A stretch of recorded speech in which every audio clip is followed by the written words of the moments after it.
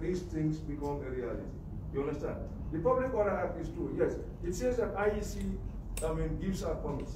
But we all know that even if we give out permit, you need what? You need permission in order for you to use loudspeakers and things like that. So that's why we say there is something that we have to work on. We can give out permits, but you don't just give. You know how your political rallies look like. You know, you have your drummings, you have your loudly, you have your music and things like that. If we give you permit, I will also give you permit to use those things. So that is why we are telling you that there is some, we have to look at that. You know, who is doing what? Whether we still dealing with the IGP who has the powers to tell you you can use your loud healers and your music and things like that. We can give you permit to go around, but we don't have the permit to tell you, apart from elections, we don't have the permit to tell you use what? Use DJs here, use your drummers and things like that. You understand? That's what we are trying to see. You know, like, so we have to always put, it's just like the referendum. Section 226, you know, how a referendum should like 50%, you know, and 75. So you understand. But in the bill here is saying simple majority.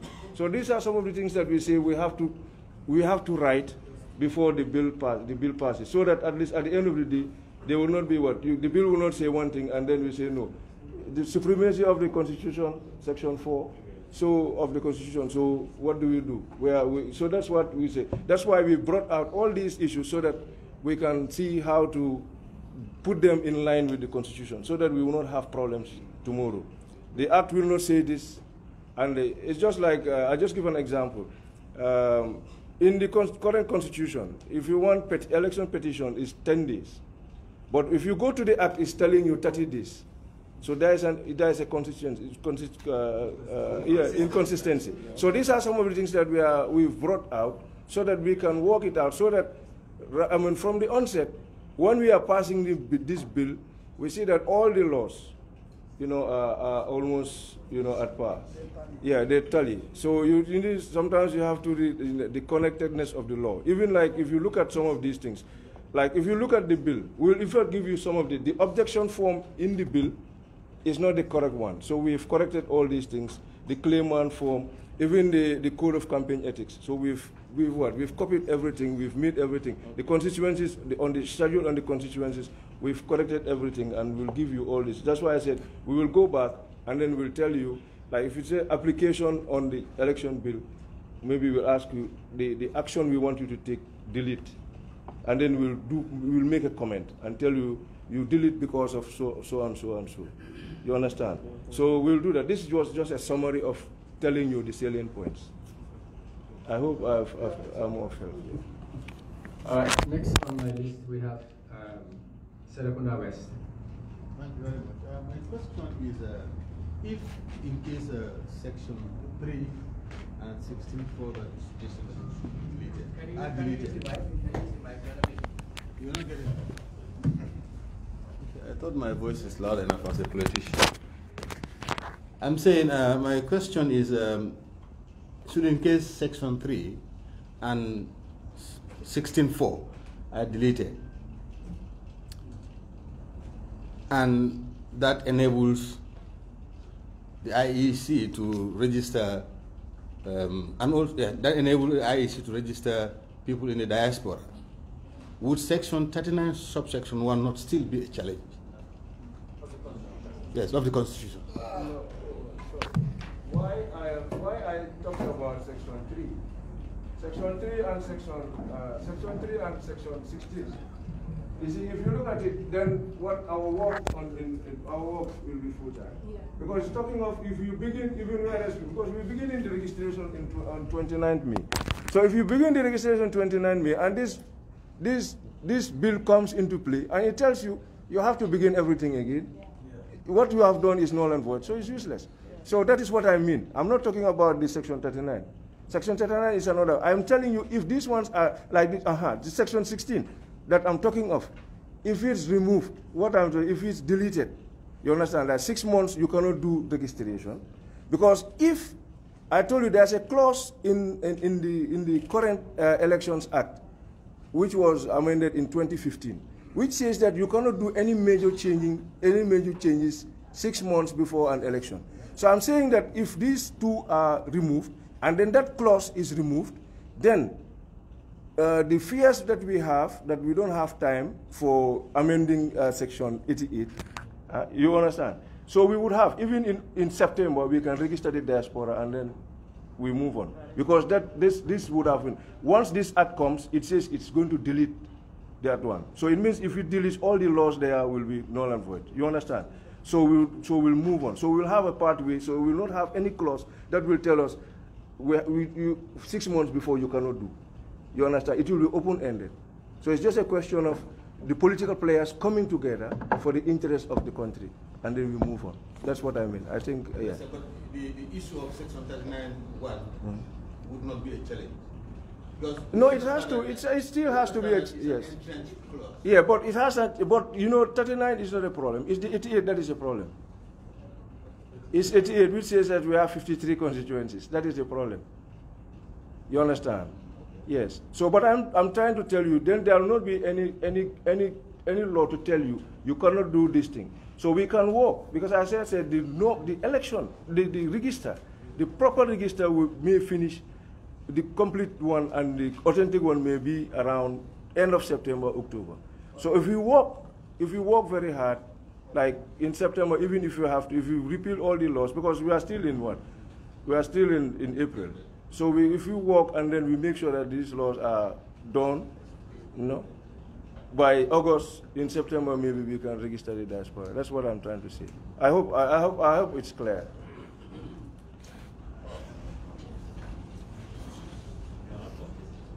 Okay, can we have honorable member for Jimara? Yes.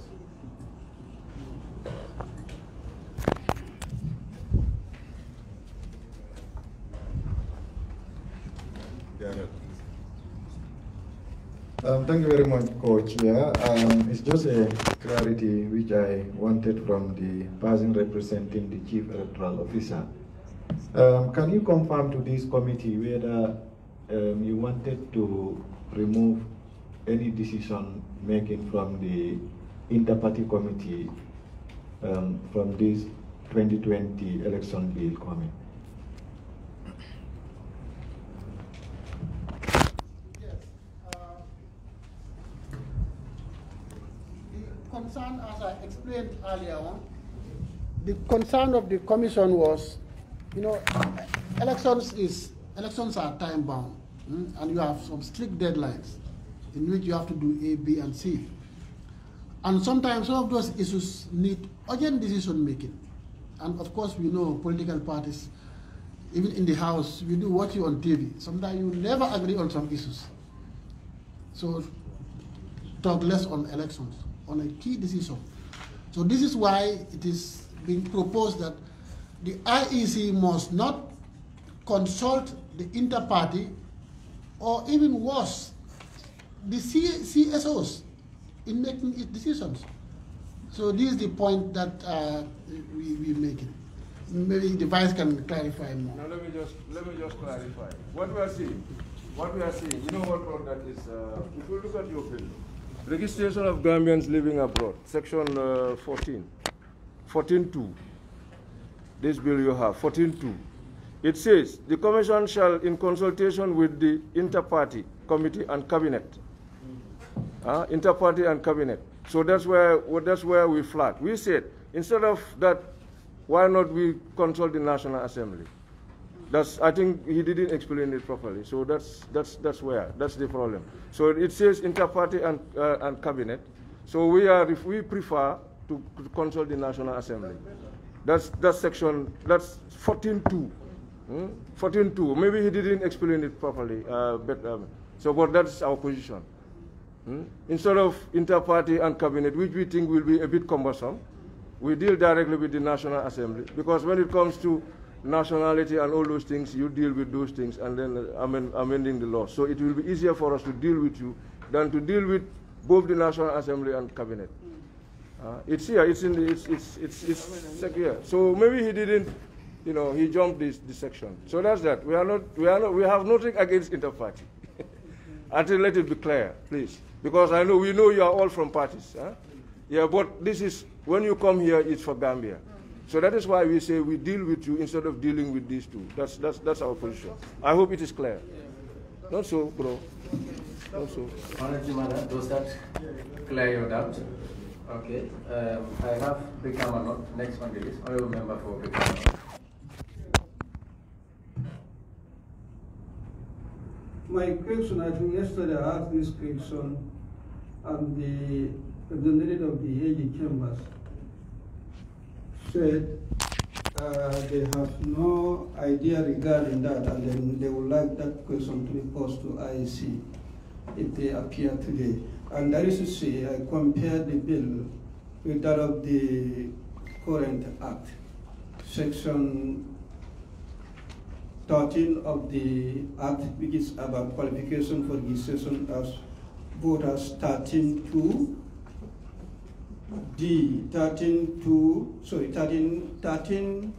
section 12D of the act, qualification for registration, which is about a document certified by 5 elders that the applicant is a citizen of the Gambia, has been omitted or has been removed for the bill. There is nothing of that in the bill, and I would like the IEC to clarify the reasons advance or the justification for the removal of that particular clause from the act. Yeah, they remove it from the act. You want to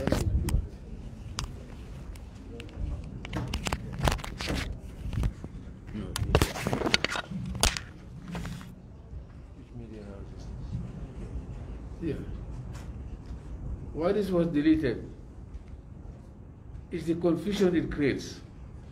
Because when you say 5 elders, we have a group of 5 elders here, a group of 5 elders there. Because even the interparty, when we had this consultation with them, they all agreed that the registration should be nullified. And when we had our Congress, at the third time, they just came to say, no, it must be there. Because they realized that those with ID cards in the Gambia are less than 20%. And to get a birth certificate, some of them don't have it. Not talking about our passport. That's why we deleted those, because those 5 elders, who's going to select them? That's the problem. And you may have 2 or 3 teams doing the same thing. This is why it was deleted. Yeah, let me just. Okay, to add on to that, it was, we didn't just delete it. Those were in the National Assembly, I can remember, 2015, it was part of those sections that were amended, 2015. I can remember, in 2015, it was amended. So that's why, that's why we have problems. So that's why we say, the law, there has to be a connection. You read one, it tells you the schedule, you have to take care of because it was removed from the text, but the problem is it was not removed from the schedule. So that's the problem we have. So that's why in 2016, if you look at the notice, it was not there. So that's why this year is not there. So you have the 2009. So if you have the 2009, Elections Act is 2009. But we also have to make sure that we have all the amendments to the act, so that we don't just read it, because it's a parent act, but you have the amendments. So that at least you read them in tandem. It's 2015. In fact, I forgot. If you don't have a copy, we can make it available. It's here, yes. So we have. So it's amended. It was amended in 2015. So it's no longer in the act. So we just. So if you look, we have we are almost. Chairman has already signed the notice. I think it's there. So it will be indicated together with the team movements and of course all our names. The principal registration officers, because it's according to the Elections Act, Section 16, all of those things should be indicated. Okay? Anyone else? You want to ask a follow-up question? If I understand, you said follow-up, and now this a fresh question. Okay.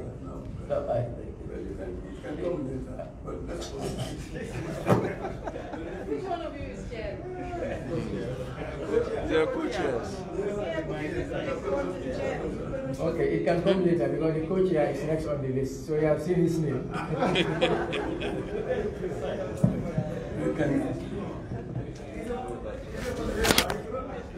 No, we can ask questions. Yeah, for this side.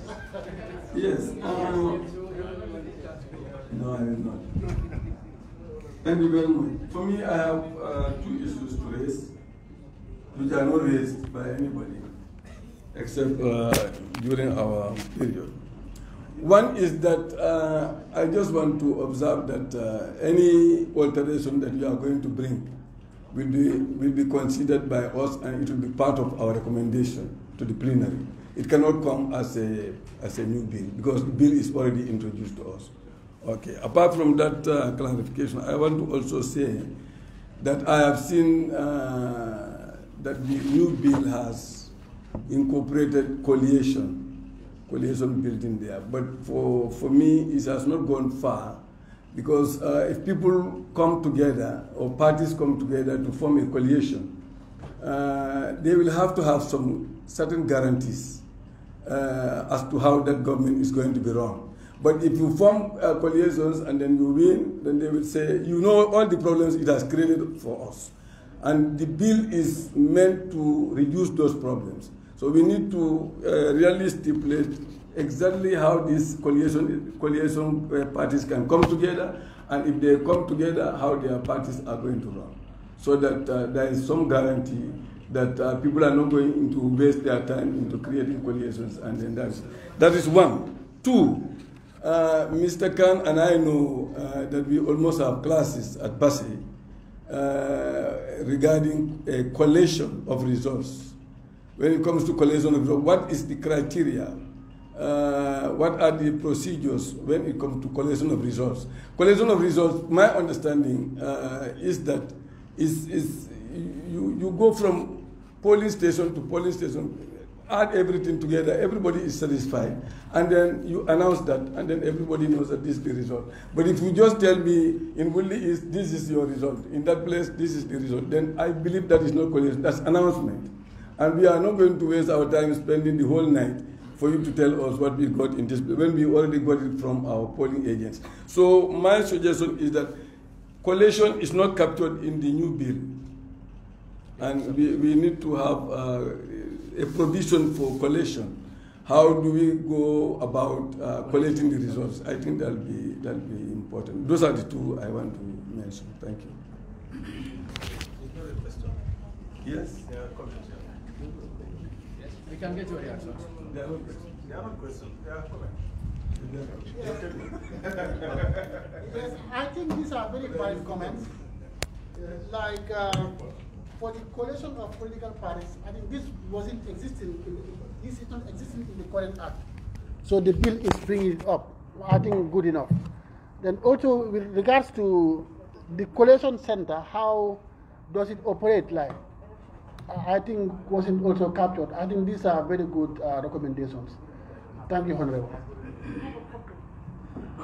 Thank you very much. Let's have nominated member Jaite.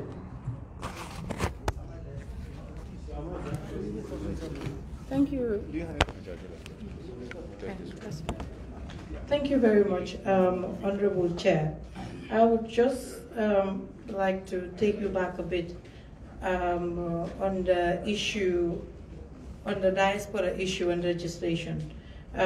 You mentioned rightly that Section 39 does not need to be amended. This is also my view, because it is important that every person is registered under a constituency to know who is who, and for the purposes of National Assembly elections.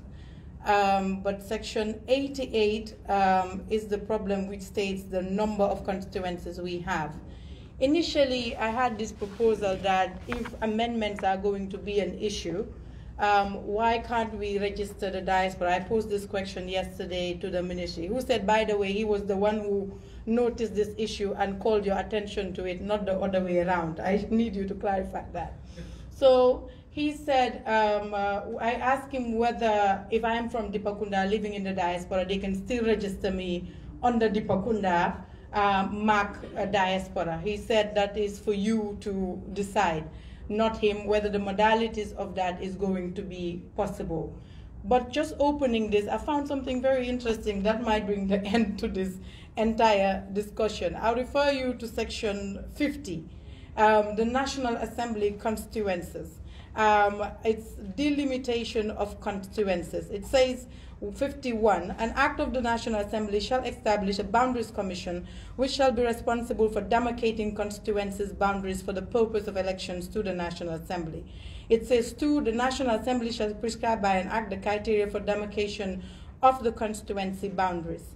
And it says 3, until, please emphasis added, until the National Assembly establishes a boundaries commission under subsection 1, the constituencies as prescribed in part 2 of the first schedule to the Election Act 1996 and any additional constituencies required for the purposes of section 88(1)(a) demarcated by the Independent Electoral Commission in consultation with the appropriate ministry shall be deemed, emphasis added, to be constituencies for the purpose of returning members to the National Assembly under that section.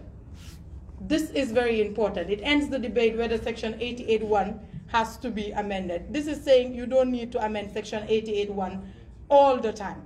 It says if the IEC, who is now giving the responsible for demarcation, demarcates now, published in the Gazette, the diaspora constituencies, those constituencies are automatically deemed to be part of section 88(1). I think the debate has ended. Well, can you put your concern across? Yes. So this is my. Sorry, can I put your concern across? We get the position of IEC. I'm coming. I am coming. Yes. I'm coming. So yeah, with this, allow me, please. Okay. Put your case across. Let's get the reaction or the response from the IEC. And I equally want to remind ourselves that this is one of the reasons why we have the Ministry of Justice accompany us in the process. Okay. So they can equally be invited in the event they are of a different opinion or they are emphasizing on what you have said. We can still allow them to. Okay, the ministry is here behind me and they can have a look. Meanwhile, while I put the issue. So if we are going by this, per se, this is, I am right, that they will be automatically deemed after your demarcation. So the responsibility now falls on the shoulders of the IEC. You are responsible to demarcate, and we want to know exactly what their plans are. I missed it, but I saw in the notes that you're planning to demarcate the diaspora into 4. So the process of this is what is important immediately and right now, that the demarcation is done and it's gazetted and the world knows these are the diaspora constituencies, so their registration can go alongside our registration. And also because the bill is now not an act, you can provide rules and guidelines.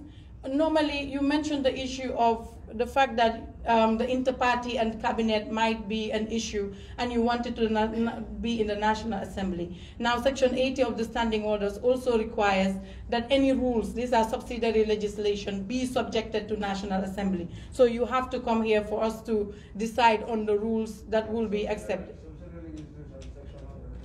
Yes, no, Section 100 of the Constitution, Section 80. Now, National Assembly is subjecting all subsidiary legislation to the approval of the Assembly. So I just wanted to bring you the notice and also advise that immediately the decision on the boundaries be made and gazetting be done, and it will be, in my interpretation, deemed to be law immediately. Thank you.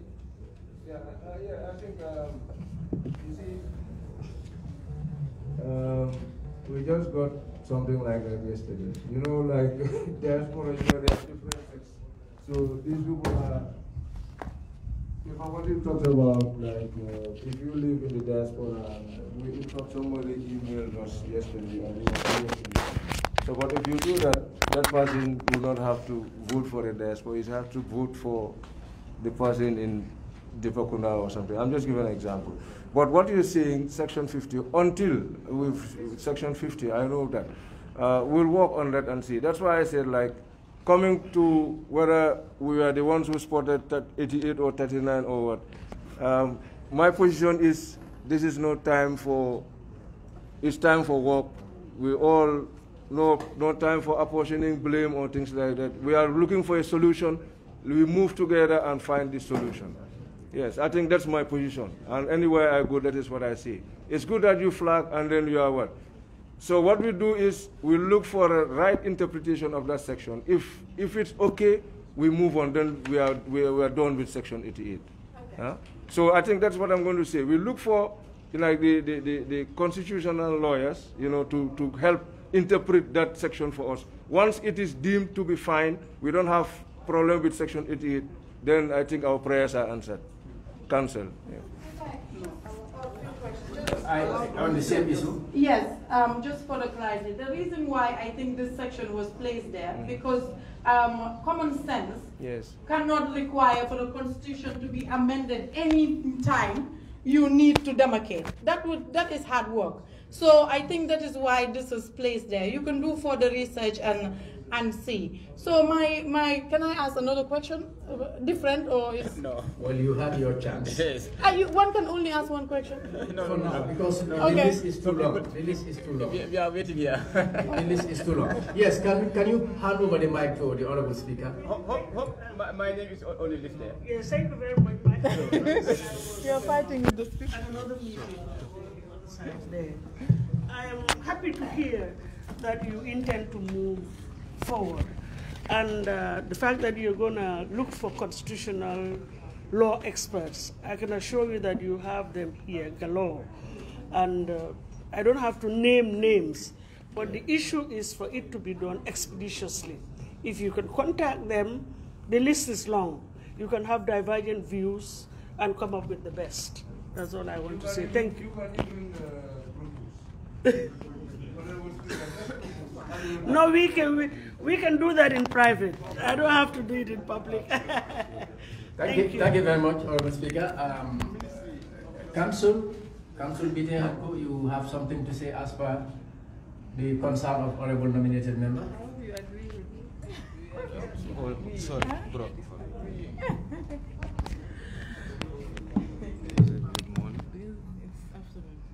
Good afternoon, everyone. Anyway, we are here to be observing, not to actually make comments. But it will be very prudent to actually make, clarity on the point that the honorable member raised concerning about the Constitution. So, if you look at Section 88, it only talks about the composition of the National Assembly members. So the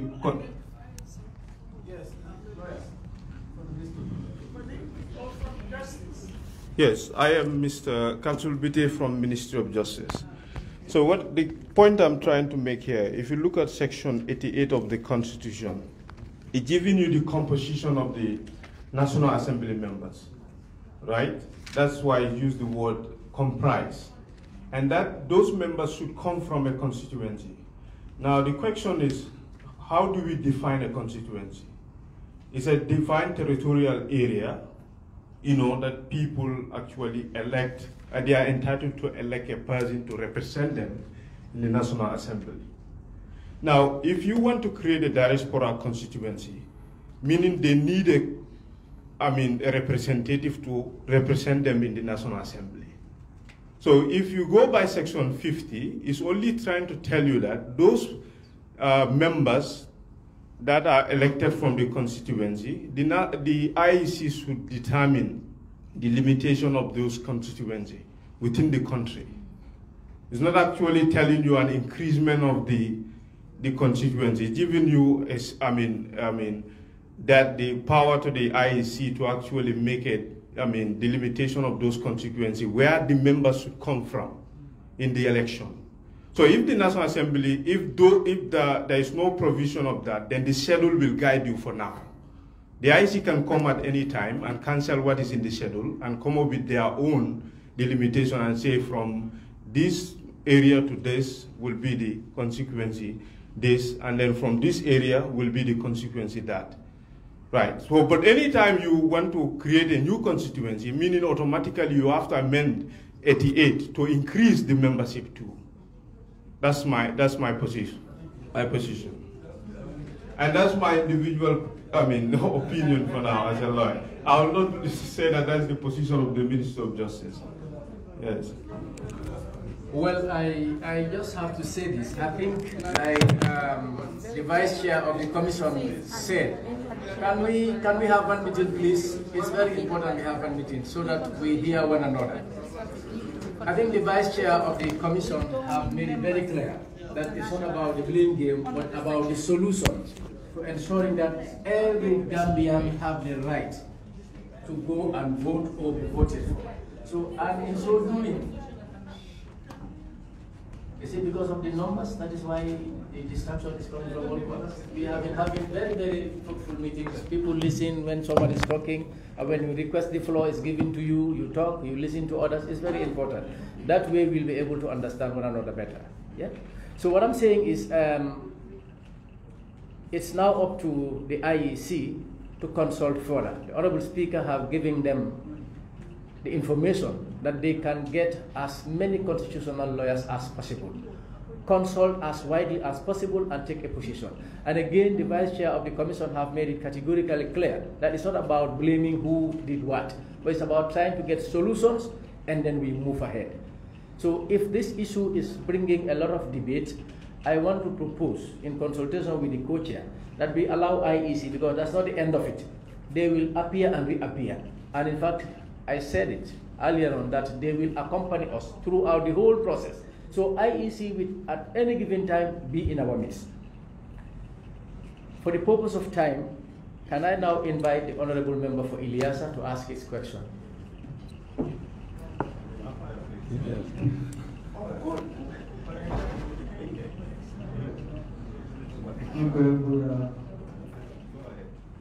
Good afternoon, members. My question is 13 qualification for children as a voters. 13. Yes. Bill. Election bill. Qualification for, yes.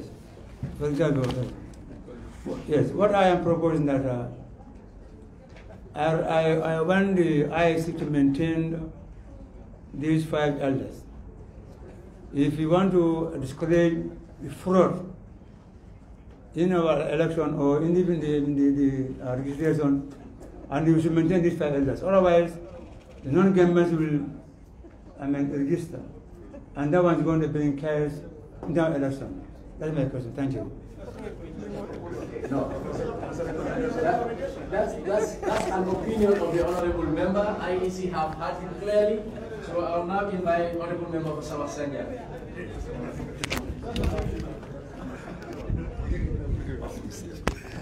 Thank you very much. I think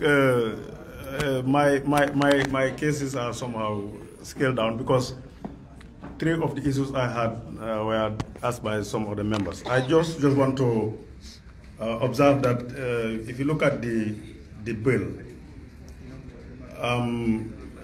in fact, the IEC man have also explained that is the requirement of residency. And if you look at the bill, it's not defined there. You don't define resident. What is resident? The bill is just saying resident. The Constitution is saying ordinary resident. These are 2 things, and I just want to flag that. My question was going to section 3, sub 3 in the bill. I looked at it, but it does not indicate any application date. So you said when this bill come into force, there is no transitional provision. When it is passed, when will it become to effect? That is not indicated. So I think there should be, once it is repealing a existing law, it should have some transitional provisions to tell people exactly this will commence on this specific date prior to this and this and this. I think that is a question I want to know whether it's not important. So basically, the other issues are addressed by other colleagues. I don't know whether you heard me.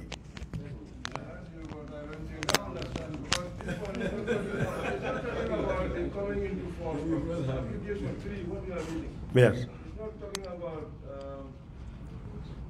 It's not talking about coming into force. Yes.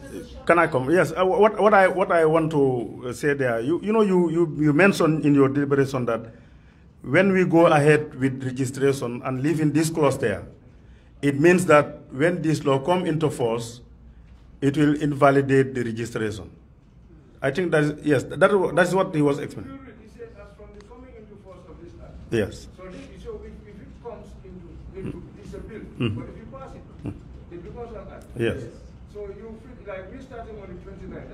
We're starting registration on the 29th. Yes. So for instance, in June, you pass this bill.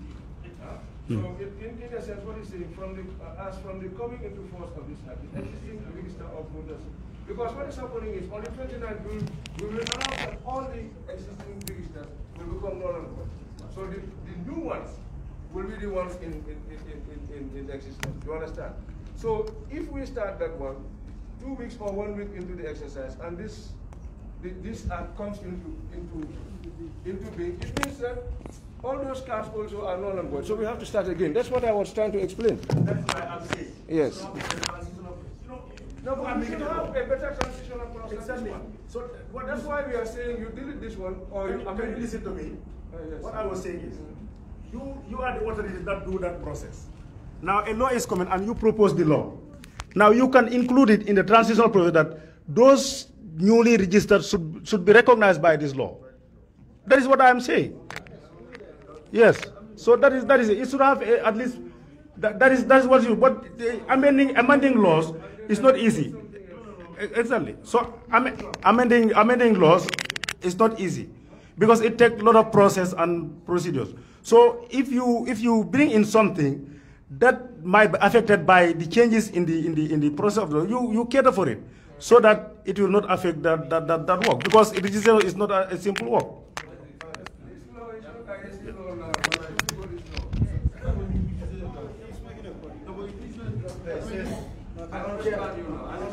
Okay, it's good that they have heard you clearly. The Vice Chair is saying he's understanding the point you are trying to put across. That being said, can we now have the Honorable Member for Fonyi Berefet?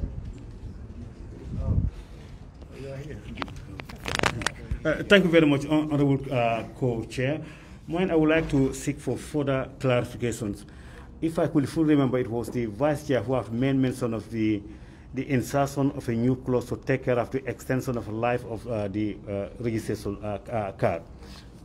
Was it the Chair? No, it's not necessary. It was also mentioned. Now, what I would like to know that how or who will be responsible for that, if you do not explain that, and how and when.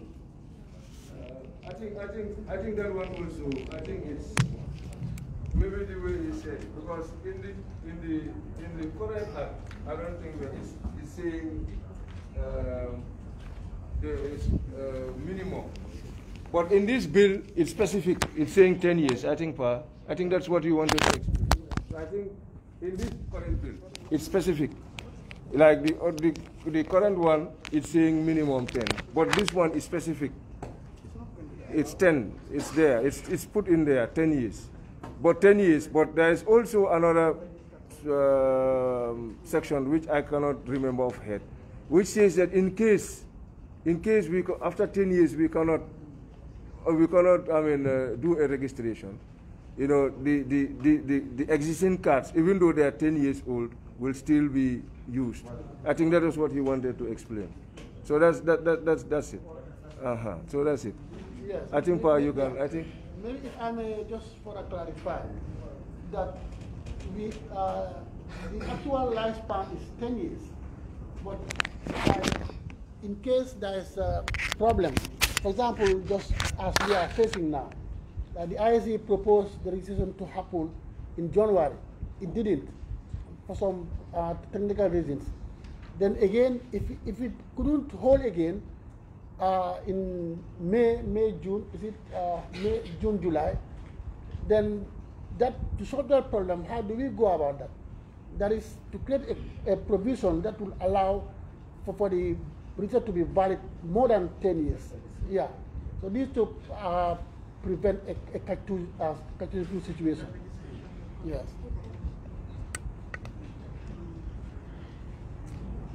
Honorable, your concerns have been addressed. All right, let's have the Deputy Speaker now.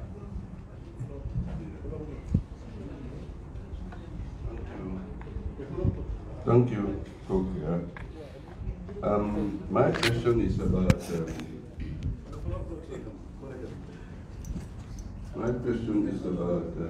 Election Bill 2019, Section 43, Payment of Deposits.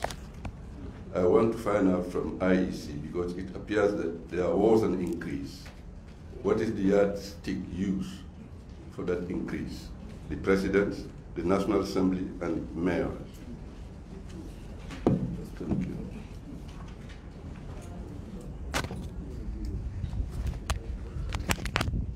Yes, this one, I know it's an election bill, but as I said, the consultations began in 2019.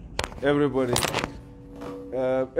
was consulted, and even and then up to the stage of the validation.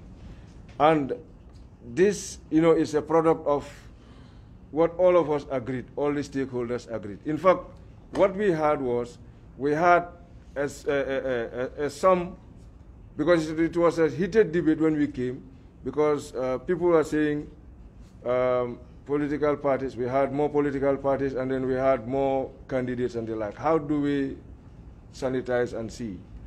I think if sorry for my the word I used, but that was in fact what was in fact agreed during the validation was political parties, presidential candidates coming from political parties should pay 500,000, and those from non-independent should have even paid more. In fact, that was what was agreed in the validation. So it is not just IEC, but it's all, because the last validation was held on 23rd to 24th of September at the ICC. I'm sure some of us, here were there. No, Kairawa was the one that was organized by the Ministry of Justice with the aid of IDEA, not so. Yeah, but we had what? After that validation, there was a general validation. That's the product of this. So that's why all of us, in fact, it was the former SG who chaired that. So we were all there, and all these things were agreed. So for us, it means that we initiated the reform. But at the end of the day, the agreement is all the stakeholders. So I think it's a question not for IEC, but for everybody. But there was a reason for these things. It was just saying that, because I know in 2017 there was an amendment to take these things back. I can remember, to take them back to 10,000, 5,000, and then 2005, and 1,250. But during the consultations, it was agreed that we put them back. We put them back. Yes. And also, one have to accept that the presidential candidate, just the ballot box will cost us $2 million per candidate, $2 million per candidate. No, 2,000. No. 2,000. No. You have almost how many polling stations? 1,400. Presently, and it can go up. 1,400, yeah, it will cost $2 million, because to make the ballot drum will cost 1,500 just to produce it. And other than that, you have to get paint it, the color of the candidate, the symbol, and the transportation. It's a logistic nightmare. So that's why this is I have to consider.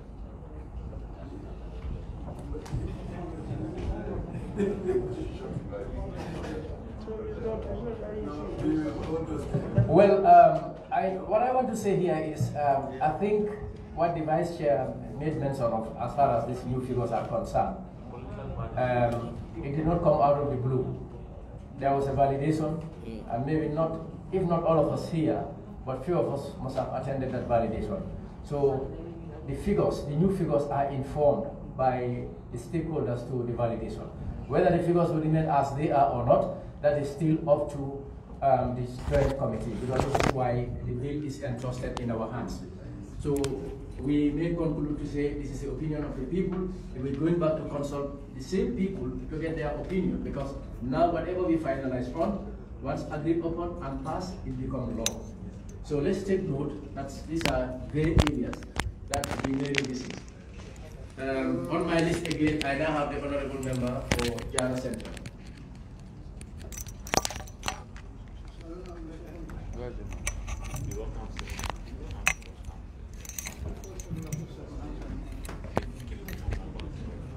Thank you very much, Honorable I just want some clarification here, Honorable Chair, Co-Chair, by the IEC. Because if you go to page 12 of the bill, clause 12, yes, clause 12 of the bill. Yes. 12.2. The Commission shall cause each register to be divided into such parts as it may determine, and shall include the following details of each voter.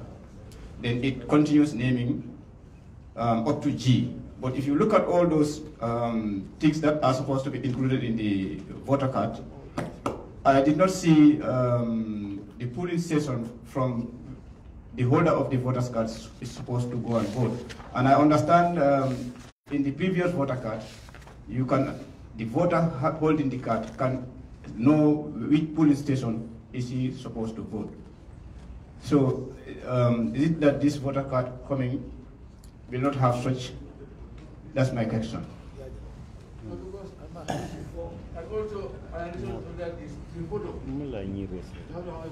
Exactly, okay, you see. Again, when you register, you are told you vote where you register. You vote where you register. And if it's specific on that particular voter's card, you cannot transfer it again. So that's why we have that provision. And they all know that you vote where you register, except during presidential elections when you have those on duty on electoral activities. They are then given the permission to vote where they are posted, as well as the security people. Sure. They are not allowed to vote where they if I may just help in there. The section you're referring to, it's not specific to the voter's card itself. It's the register. It's the register that we print out, that we compile. Now, if you look at all these details, most of it is not included in the card itself. These are details for the register and not the card. Thank you. I hope that that addresses your concern. Become a note.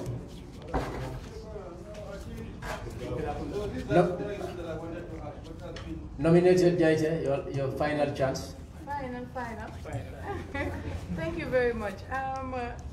Honorable IEC Chair, I really have a concern with the issue of attestation from an alcalo or SEFO satisfying that he or she is a Gambian. It's unfortunate that only 20% of us have ID cards, but this is a big issue for me, because first, you know, before in the act, it is stated that the person was born in that village. Now it is stating that the person is a Gambian. Do the alcalis know what is required for someone to be a Gambian? That's one. And I think if we're keeping this, there must be sensitization. Because being born in a village does not make you a Gambian village, does not make you a Gambian. Secondly, you said it is somewhere in the bill that, that when you present a valid document, which is a birth certificate, Gambian passport, national identity, and attestation, the person registering cannot object. They must register. Section 3. Now, this is the issue with this issue. What is a valid document is not defined anywhere in this act. That is another issue that I would like to gauge your minds to see what you're thinking. Because what if it's a fake attestation? Because normally alcalos, they have their sons, their daughters, do certain type of this work for them, even when it comes to land registration and stuff like that. So what if it is fake? what is the criteria to determine what is a valid document? I think from this perspective, you need to really look at this. And unfortunately, we can't do away with attestation totally, but I have this suggestion that maybe to attach, because immigrations are experts in these documents. They are the ones that produce all the rest of the documents apart from attestation. Can we attach immigration officers, or you liaise with them, have an MOU to use them throughout this process, attach them to make sure the alcalis know who is a Gambian, or teach them something like that, because we cannot just keep this open and blank like this. Thank you.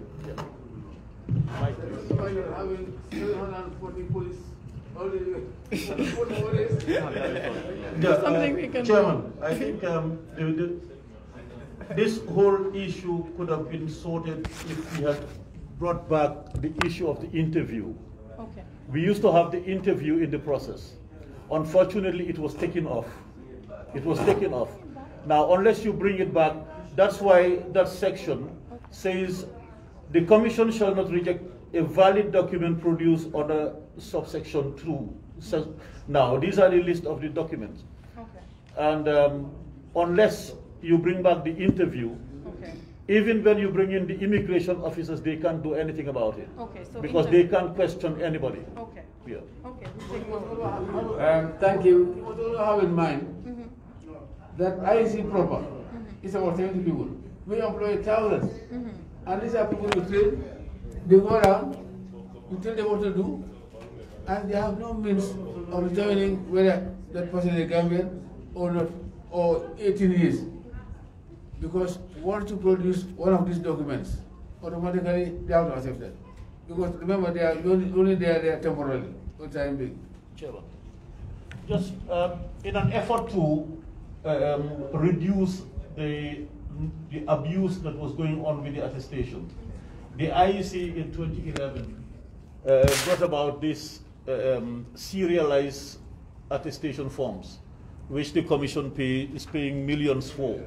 Yeah, this is just to reduce the number of the abuse, the level of abuse, because we used to we joke about it at the Commission that we used to receive attestation on Katie Tabak, A4 papers, on cement paper, and anybody could sit anywhere and prepare anything and bring it to us.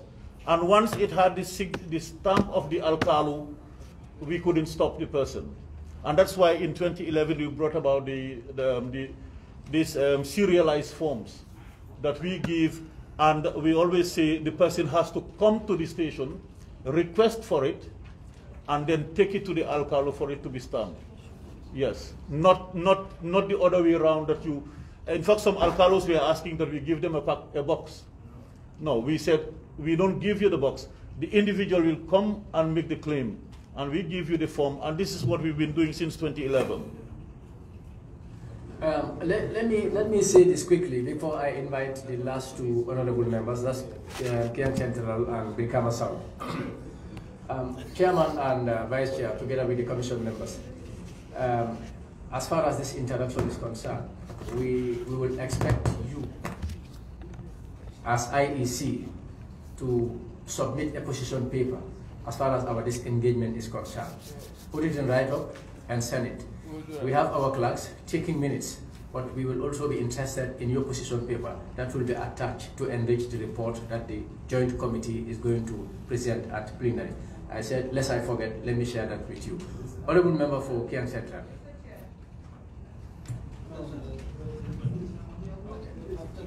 We will exhaust the entire list. Is Kiang Central for now? Thank you very much, Honorable God. This is just a small clarification. If you look at clause 44 of the bill, return and forfeiture of deposit, there is some little bit of inconsistency in terms of percentage. If you looked at that of the president, he's talking of 40%. And then the National Assembly and that of the chairperson and then mayor is talking of 20%. We want clarification in that. Why is that difference? And again, clause 114 of the bill, offense related to the nomination.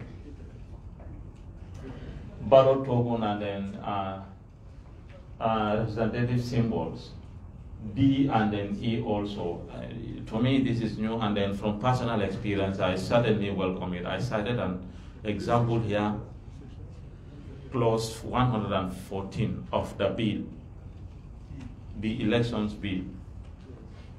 Personal experience that I cited here, this was 2006 presidential election. Somebody folded her voter's card and then put it in the ballot token.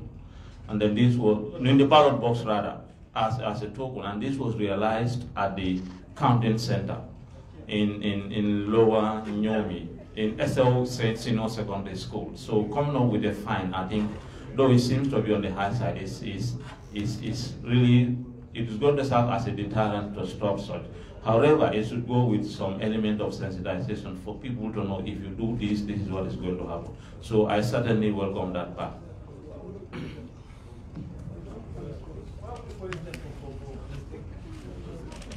Yes, you're talking about it for future. It depends on, you know, that has been the case. Even if you look at the Elections Act, the one that we're using. So it's a direct lift, I think. It's a direct lift. In fact, what we are trying to do in our paper, we didn't even talk about it, but it's something that which we hold very dear. I just give an example. In 2018,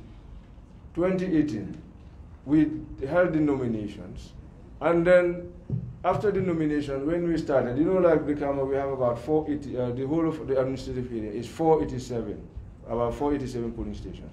So we had the chairpersons, we had the nominations, and then all of a sudden one independent candidate, when we had already painted all the drums, said he was going to withdraw. And you see the withdrawal, we said, we had to give him all his money when we had spent. So that's why in our write-up, in our submission, you will see, if you want to withdraw, now we are telling you at least you're going to lose at least 50%. Because we would have taken, time to do the logistics and the like, and then you come and you say you withdraw. So that's why we're doing consultation. So if you think that it is, because in 2016, it was the same previously. So this is a direct lift. It's not, we didn't just bring it back. It's a direct lift from the Elections Act. It's there. 40%, for president, and then the list goes down. Although not everybody loses, but sometimes people lose their deposits. Because this is a deposit, it's not a fee. So it's a deposit, so you get it back. So it's different from a fee. Like the registration of political parties is a fee, so that's one-off. So when you pay it, it comes to the commission. But this one is a deposit. Once you get the required percentage, it's your money. Most of you got, because you are winners, so you got back your deposit. So you don't have to worry about that. All right, can I become a sound? Become a sound, please. Become a sound. No, so you got yours. No,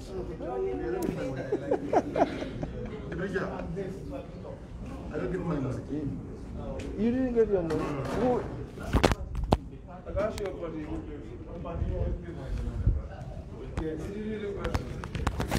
Yes. Thank you very much, Chairman. Under the bill, register of voters, subsection 2, this is section 12 of the bill. Subsection 2, the Commission shall cause each register to be divided into such part as it may determine, and shall include the following details of each voter. 1, full name and contact details, date and place of birth, residential address at the time of registration. This area is something where I am not very much comfortable. For example, you come to Brikama Sanekunda, which is a kabilo or a ward of its own, where all the compounds are Sanekunda. And you want to register one Lamin Sane, and every compound there is Lamin Sane. So without unique identification numbers of this compound, will you be able to effectively do this thing? So as a ministry, as a commission, are you ready to engage your parent ministry to go in for these unique identification numbers, if not cadastral mapping? The other issue is section 3 of the bill, subsection 3, section 3 of the bill, subsection 3, which is saying if this bill is passed, it means all the previous registrations are going to be declared null and void. Honorable member, I think you were out, that's why. That one has been dealt with. Okay. It has been adequately dealt with. So let's get the reaction for the first question that you asked. Okay. No, on the local government. No, I mean local government. Local government.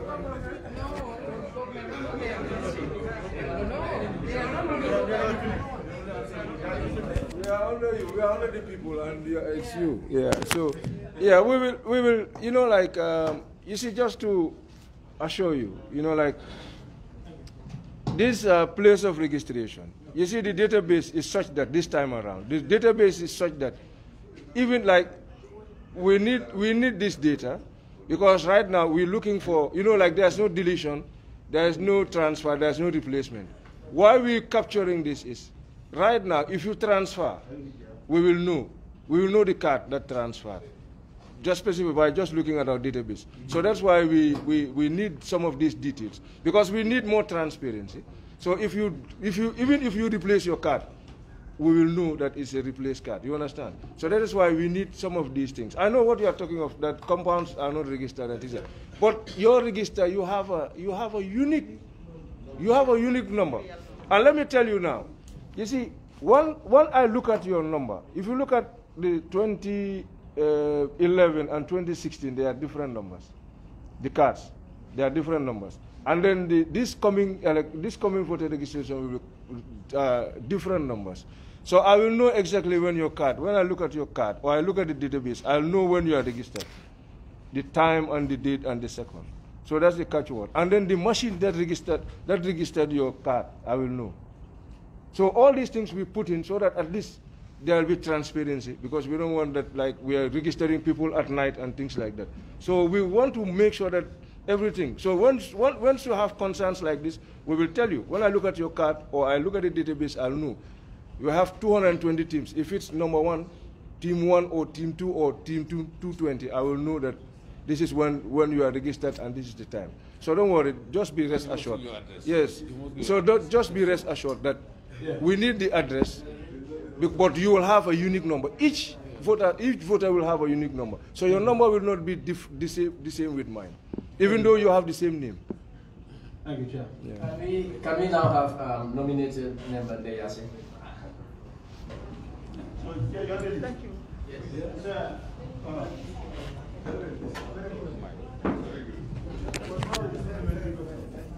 Thank you very much, Chair. This is just a concern that I have. Maybe I did not know whether it is there on the bill, because I went through the bill and I need clarification, because we are talking about these 10 years.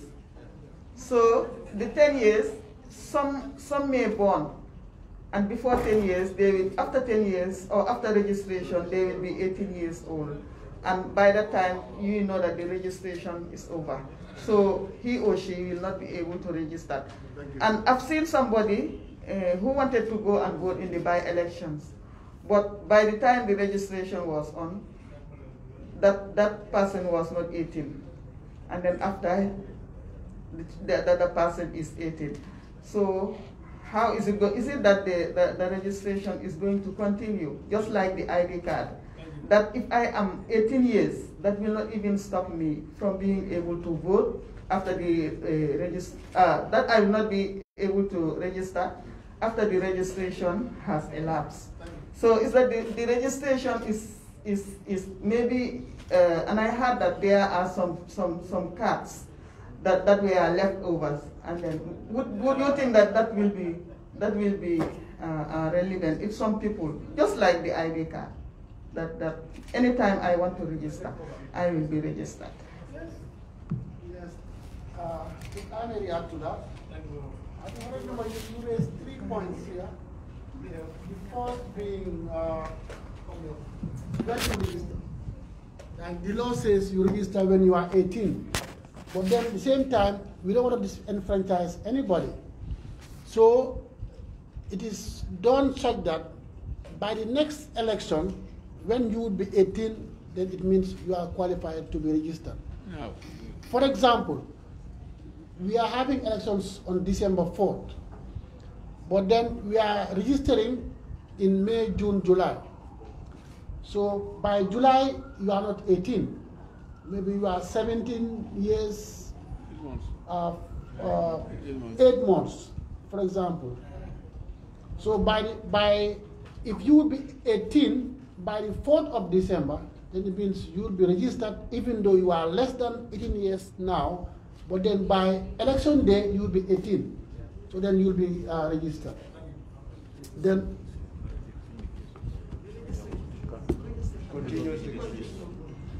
yes, and in case there is any by-election during this period, then this person will not be able to register because able to vote, because by then his or her name is not yet captured on the register.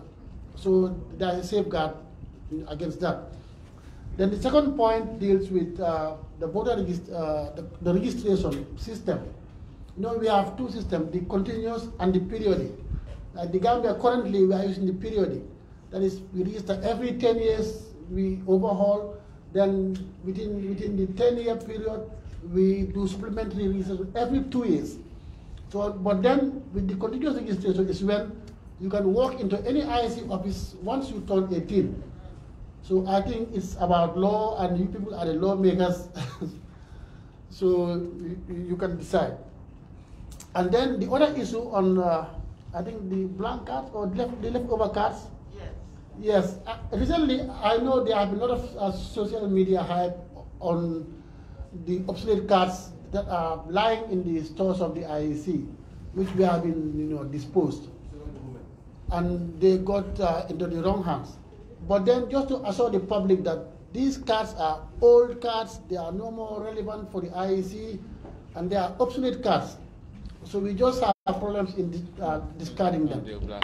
And then they have no use for anybody.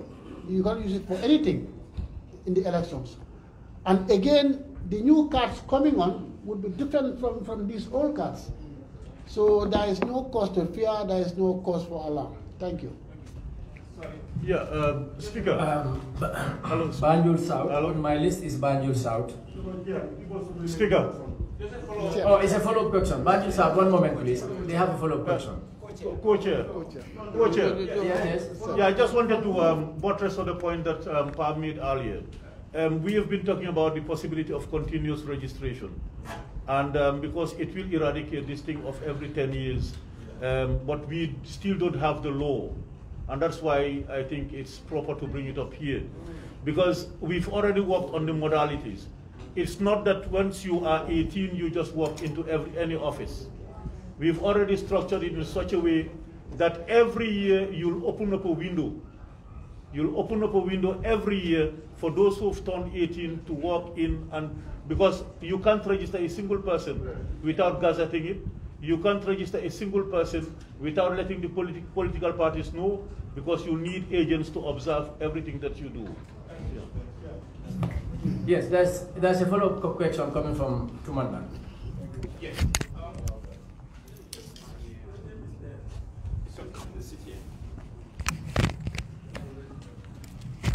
Yes, Honorable Chair. I think he made mention of that they were disposing of the blank cards and they got into wrong hands. I don't know. My follow-up question would be, I wanted the IEC to tell this committee or committees the process that they use to dispose of these blank documents. We're in an election year, and anything that would bring in chaos in the country, we have to do away with that. Yes.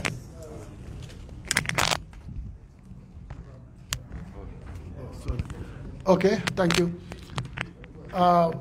We have a lot of cards that were the leftovers of the 2011 voter registration and the 2016 voter registration lying out there in the stores. And then we expecting new material to arrive very soon. So then it was prudent, to create more space for the incoming materials. Then those cards, of course, we had the problem of storage. Then the cards were disposed by burning. We decided to burn the cards, behind the office premises of the IEC. But then, being plastic materials, they raised, they generated a lot of smoke. And as we all know, these plastic materials are toxic. So the neighborhood in Kanifing protested that no, you can't burn these things right here because they are harmful. So then the fires were quenched whilst they tried to secure the materials. Okay. Again, the operations also went to Kanifing, what do you call it, Bakote. But they also will learn that there are no more burning in there. So then, we have difficulties now in disposing these materials. So up to now, we're trying to devise ways and means of disposing the materials. No, okay. let me comment. What we have done now is, we went to KMC, they have agreed. Listen. Please. This is, sorry, Vice Chair. Sorry, this is a very sensitive issue. Let's allow IEC to explain and convince us, because we have to go back and filter the information in our respective constituencies. Now, what we've done is we've stopped, as he was saying, when we wanted, when we were disposing it, when we were disposing this thing, it's in the vicinity of Kanifing. So as he said, when the fire was off, we tried to, in fact, if you go there, we tried to put some back, but it's in the vicinity, it's in the street, and then it landed into certain areas. But what we've done is we've consulted with Bakote dump site, KMC. They've given us permission, and now we've written to NDMA. We've written to NDMA to get a shovel, so they've given us the cost. So what we want to do now is we're going to Bakote. It's not only, in fact, we just started with the election house. We're going to dispose. If you go to Kanifing now, you'll see a lot of, and Banjul. So we want to do election house, Banjul, and Kanifing. We will call the media, we'll call you, the party, we'll call the security.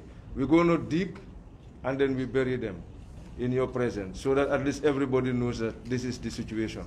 Because that is why we contacting the NDMA to give us the shovel.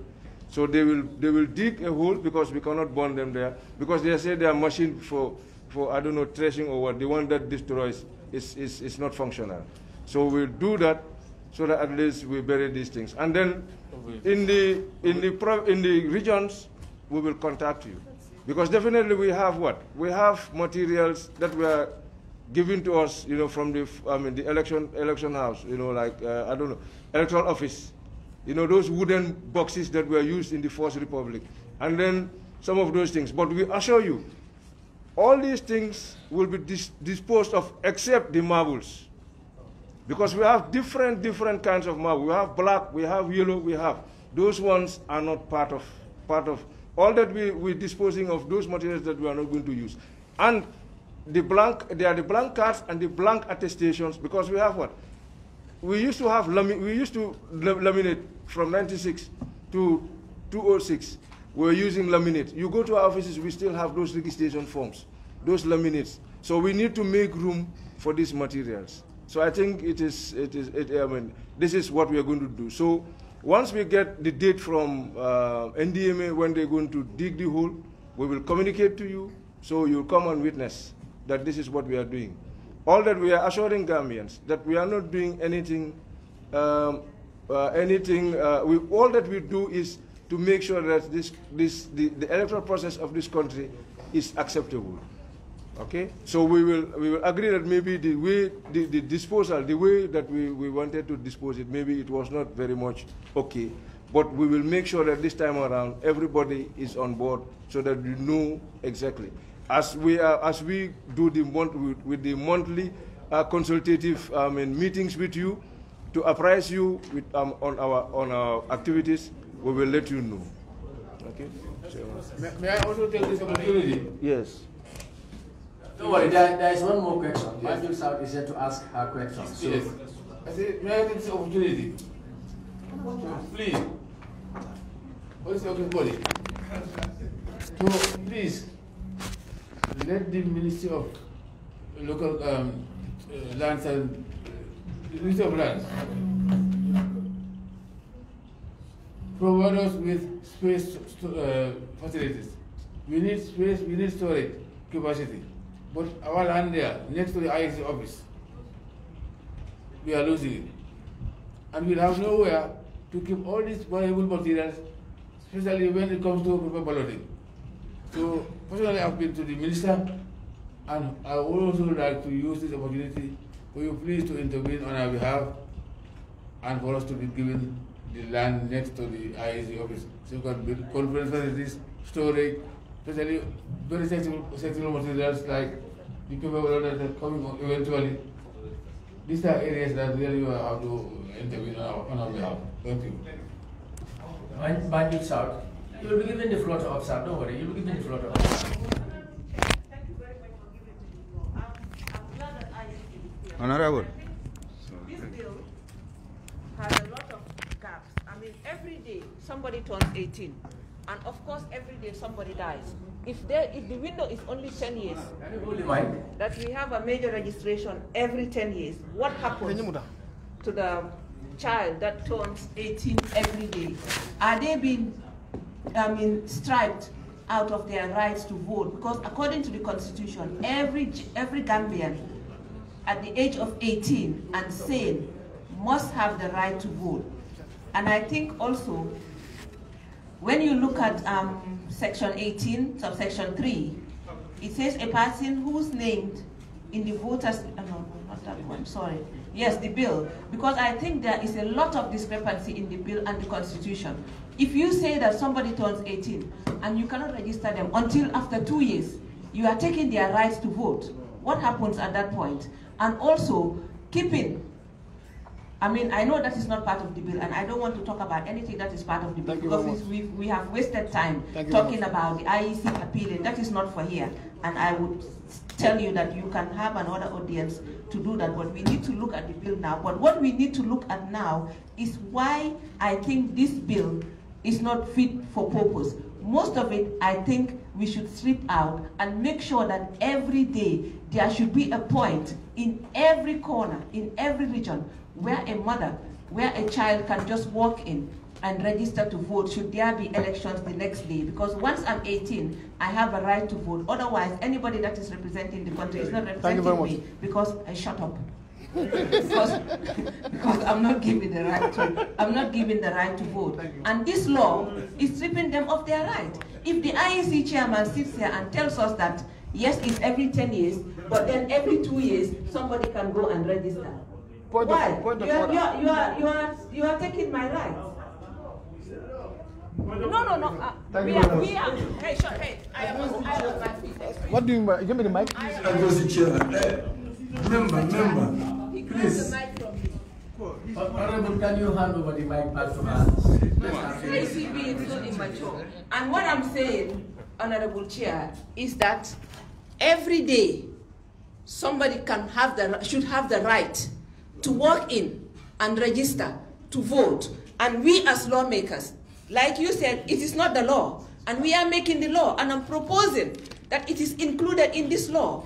If you go to Europe now, every single day, and it is not for political parties to interfere, it is not for the ministry, it should be for the local councils to have areas where people can go. You are Electoral Commission. You observe elections. You monitor elections, like you've demonstrated.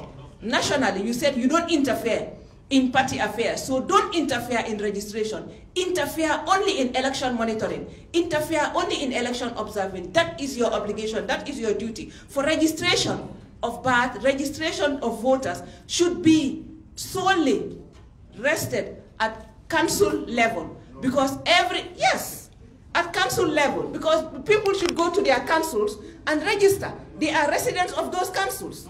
Can I say this? Just put your point across. And my point is that it is not for the IEC to do that. We are lawmakers. We should make laws that would give every individual that has turned 18. If I turn 18 today and there's elections tomorrow, I should have the right to vote because I am an 18-year-old. I am an adult.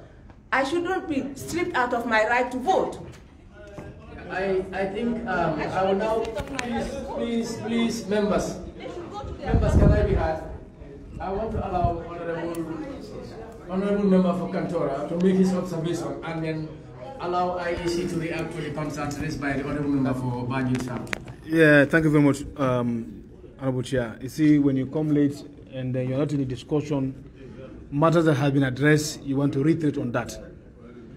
And what we are suffering is latecomers who come late and they are not in the picture and they bring us back.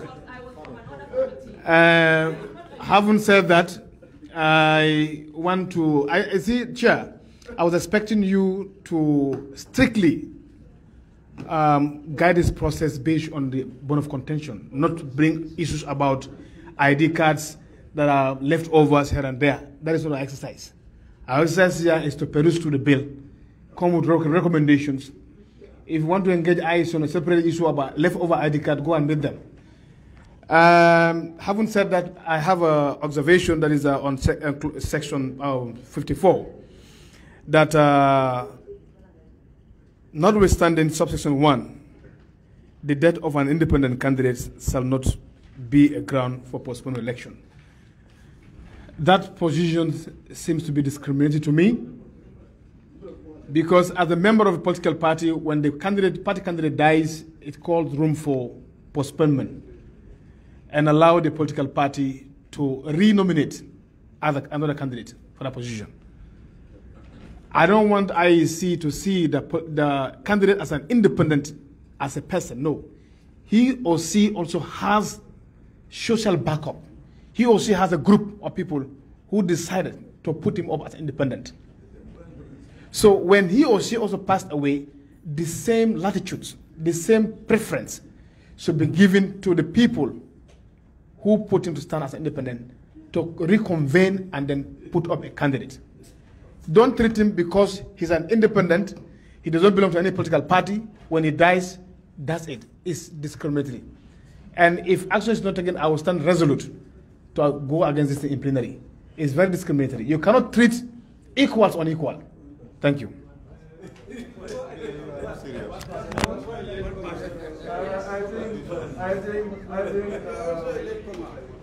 Honorable members, I think with due respect, I said like this bill was validated by. It's unfortunate that now it's being seen as an IEC bill. So it's good that we bring about, because this is the essence of the essence of this discussion. So I think it's when we give you our recommendations, Honorable, you will see that some of these things are flagged because we don't want to disenfranchise anybody and the like. On the issue of the continuous voter registration, it was our wish that this thing is taken on board. And I can tell you, during our consultations with the CRC, we told them, and Vice Chair, hold on. I'm just giving an example. Hold on. You see, it's very easy to point fingers at people.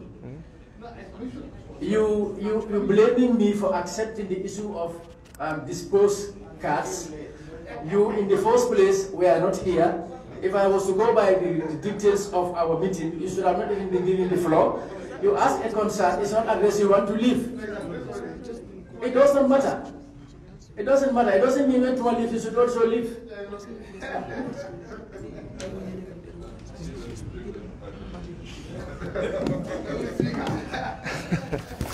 Yes, I just want to you see, like, that one was not, it was taken from the elections bill, and it was what? The continuous registration was pushed to the constitution, the draft constitution, that was voted down. So otherwise we wouldn't have this problem, because it's one thing that we wanted to do. So I think that's that. And then I think, Honorable, I think I can also refer you. This is one of the things that we have to. I'll refer you to the Constitution. You look at the pool, you know, when to take pool and the like. I think these are some of the things that we have to. What we are seeing, like there's something like that in the Constitution. I cannot just remember. But you look at it and see. So these are some of the things I told you that we want to make sure that we regulate so that at least they are at par with what is in the Constitution. Thank you. And also, we must be careful. If it goes like that, they increase us of registering people around to register honoring Gambians. That's why we want to have the parties involved for, when we are doing supplementary registration. Let them know who's being registered. That's what they got in the Let's have the co-chair give the final comment. I just want to say that the question has been addressed. You know, in the law, when you are going to turn 18, by the time the election is coming, you register. Yeah. You know, and then by the time the election comes, you are already 18, then you vote. So you will not be disenfranchised. And the continuous registration will take care of those who were not 18 at the time. So it's going to be addressed as far as I'm concerned. Well, at this juncture, I want to thank honorable members on your behalf. I want to thank the chairman, vice chair, and members of the commission. Equally, I want to thank Council Vite and colleagues from the Ministry of Justice, our colleagues from the civil society organization, the media, and our colleagues who are also here in their capacity listening to the engagement with IEC. Like we stated, business have commenced and it's going to be on daily basis. If anything to go by, this week we may be operating all the way to Sunday because we are expected to hit the regions on Friday. And the proposal is that the committee will be divided into two teams. One team will take the North Bank route, the other team will take the South Bank route. Then by Sunday, we will all converge in URR. And at URR, again, the teams will continue the same operation. That is one in URR North, the other one in URR South, and we are back to the coast on Monday. But this will be confirmed by tomorrow because the Office of the Clerk is working on the logistics to ensure that we leave on Friday. So, but by tomorrow, we will know our position. That being said, on behalf of the co-chair, we want to thank you and remind you, one, of your position paper as IEC, and then two, prepare the team. In the event we are rolling out on Friday, it should be two teams, one in the north and one in the south. That being said, we thank you and we look forward to further engagement with you. Thank you.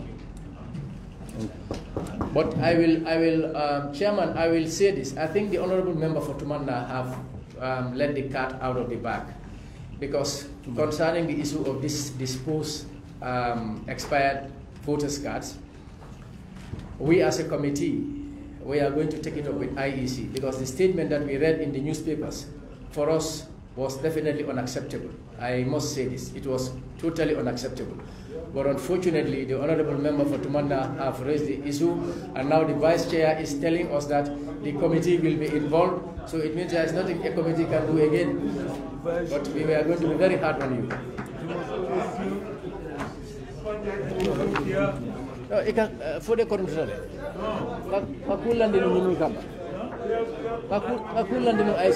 Thank you very much. That is the engagement with special committee tasked to look at the election bill for 2021, and they have came with so many recommendations and some amendment to the parent bill that is before the National Assembly that was tabled by the Minister of Justice, and the bill was referred to the committee, you know, to advise the entire parliament or come with recommendation what should be done. So actually the committee has so far looked into various issues that they feel like it needs to be changed, and they will continue the discussion, and they will even go for a tour to meet with the voters in the regions, the entire country, to seek their opinion before the bill will finally go back to Parliament for ratification and it becomes law. So thank you guys from me. This is Keksane from the National Assembly. Bye.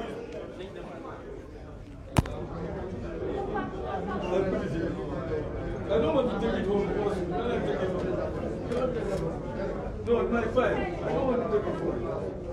If I take it home, only you